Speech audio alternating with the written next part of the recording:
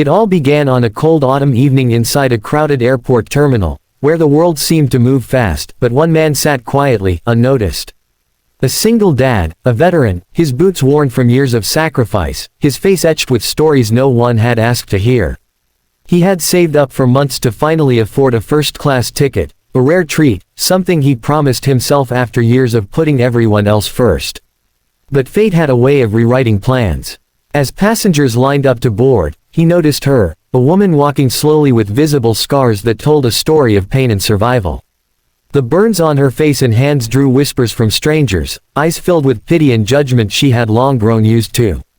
She clutched her boarding pass nervously, heading toward her seat in the back of the plane, away from comfort, away from compassion.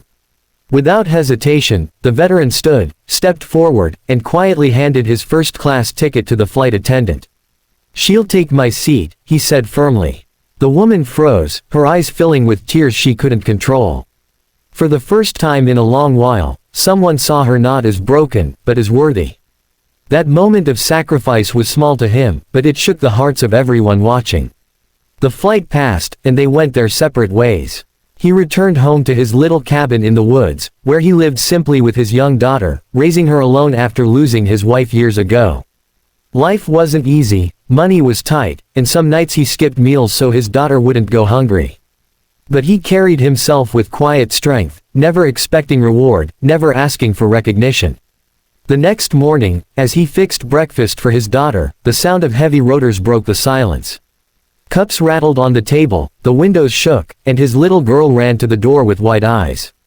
Hovering above their cabin was Marine One, the president's helicopter, lowering onto the clearing outside his home. Confused, he stepped out, his daughter clutching his hand. Secret Service agents approached, followed by a familiar figure, the burned woman from the flight, only this time she stood tall with pride. She wasn't just any passenger. She was a decorated doctor, a survivor of a medical mission overseas where she had been burned saving lives.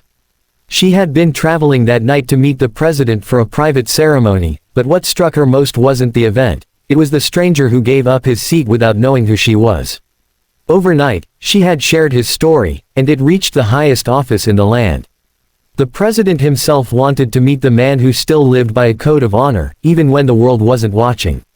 As he stood there on his porch, the president shook his hand firmly and said, "This country needs more men like you." His daughter looked up at him, her eyes filled with pride she would never forget.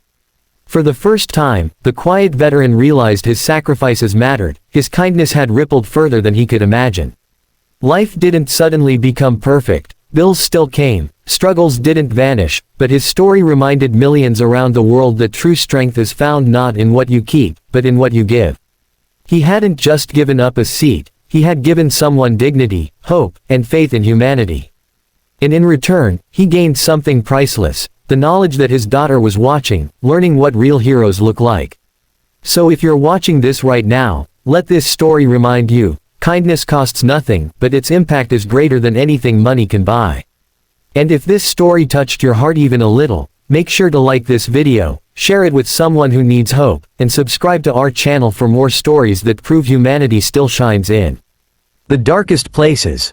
Because somewhere out there, someone like you might be the hero in the story the world desperately needs to hear next.